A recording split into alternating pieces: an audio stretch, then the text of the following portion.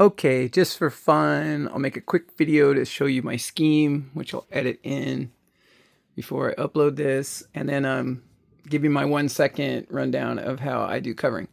Basically, I like the covering to be this flat before I even take an iron to it, if possible. And I think this was always the instructions on the covering anyway, so I just kind of followed the instructions. So the way I do it, I'll cut a piece wild, like 2 inches big all the way around. And that gives me something to grab onto. And I think this was always in the old instructions, like I keep repeating. But then I'll grab the middle right here, and I'll just have like 2 inches too long, and then I'll iron down a spot right here. I'll usually do all this at 250 because later I'll go over all this at 330. Make it tight as a drum, and I'll tell you that in a minute. So yeah, just like the instructions used to show.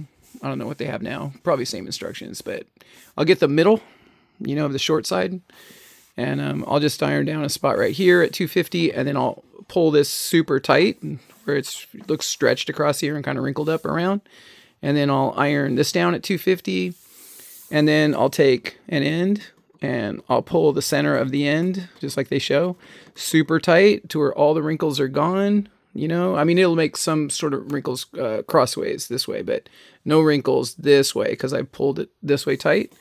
And then I'll burn that down, and then I'll come down here and grab the middle because I have the extra 2 inches. It's easy to pull, and then I'll make sure to get all the, perpendicular wrinkles will all come out, and I'll get it real tight, and I'll pull that down, and then I'll really start pulling the corners out, and all the corners, scale the wrinkles out, and then, pull a spot like every 4 inches or so, just keep pulling it until it's like tight as a drum. And then I'll go ahead at 250 and I'll burn down the whole perimeter, maybe a half an inch away from it's actually going to lay. And, but I'll get the whole perimeter burned down, and then the whole thing should look pretty flat. It might have a couple little wrinkles in it, but nothing should be too big. It all should be nice and tight. If it's not, you burn it down at 250, you can pull it up. So pull up any parts that are, if it's not laying down right, and just keep stretching those and heating them back on it at 250. That's 250 with a sock, which is different than 250 without a sock. And I always use a sock for everything. And nice and tight. And then if you're pretty wrinkle free, almost all the wrinkles out, nothing major, you can go around at 250 and get the whole border. And then once I have the whole border, I'll go ahead and cut the perimeter. And the way I do that, I've tried scissors and things, and you could do an okay job, but not, that perfect. I'll take and mark. I'll put marks like every few inches with a ballpoint pen. It wipes off easy and doesn't stain, especially the white. And I'll do that all the way around. I'll make those marks. And then on the short ones, I use a straight edge to cut them all. So I'll put a piece of wood up underneath it. Here's a little blank I use for the short staff. And then I have the marks, and then I put the straight edge, and then I use an X-Acto to cut it. So, with a fresh blade. And you can get the medical blades. They're super sharp. I may end up doing that for the rest of this plane. I didn't think about it till just now. And then the longer ones like this, you can see I use a longer board. I'll bring it into the frame. I use a longer board, a 24-inch board. And what is this, a 36-inch straight edge. The same thing with the, I'll stuff it up underneath, and I'll have my marks, and then I'll put the straight edge on the marks, and then I'll take the X-Acto and cut it straight, kind of take my time. So that is what I will do for covering. That pretty much covers it. The covers it. That's funny. The main thing is I try to just get it super tight and wrinkle free before I start to shrink it down. And then because this is built up, and even when it's, I'll always do it built up or foam sheeted.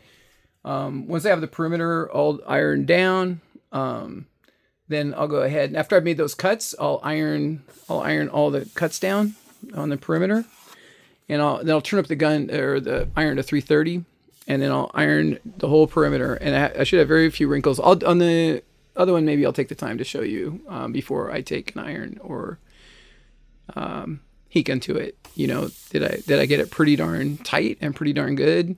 It's all cut, and the perimeters, all down tight. at 330. And then I'll take the heat gun and blast any wrinkles out, and I'll shrink it. So even if it doesn't have any wrinkles, I'll just hit it all with the heat gun at 600. And yeah, I'll suck it down tight. And then once it's sucked down tight, and see, I don't want to take an iron to it in the middle because it's going to pull across, as it shrinks up.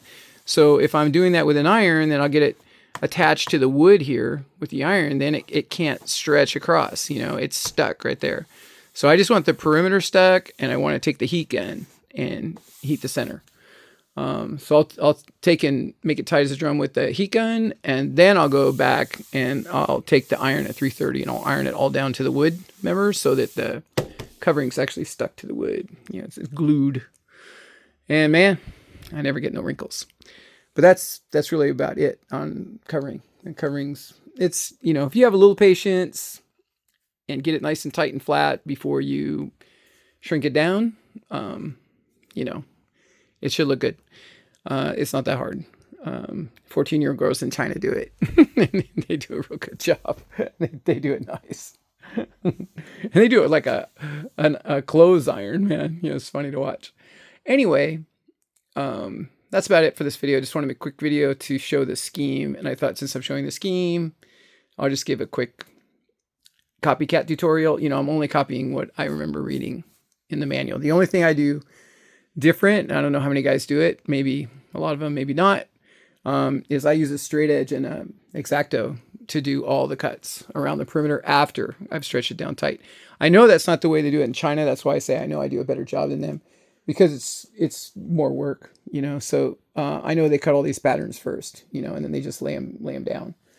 And I know that they lay it, especially Skywing, but I think it's the covering's the worst part there. But they all install it fairly cold, so then it doesn't shrink too much, so they don't have to work it very much. They don't have to work any wrinkles out or anything, So they pre-cut it, they lay it on, flat, and kind of put it on warm, and that's called that good.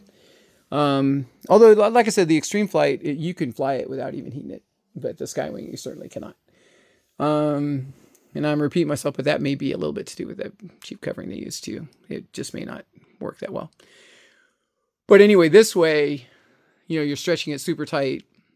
I take the extra step of, cutting after so the cuts look nice. And I get to stretch, because you cut it first, it's really hard to stretch it. If all this is pre-cut to where it is now, there's nothing to hold on to stretch it, So, and you don't know how much it's going to move. That's another thing. If you pre-cut it and you stretch it, now it's not where it was, So you may come up short of where you want it to be. And then you got to pull the whole piece off, throw it away. It's a bummer. So like I said, I was 2 inches bigger all the way around. I'm starting to double, triple repeat myself here, but yeah, there ain't much to it. And I'll show you my scheme right now. We'll flash after this. And that's all I got. All right, out.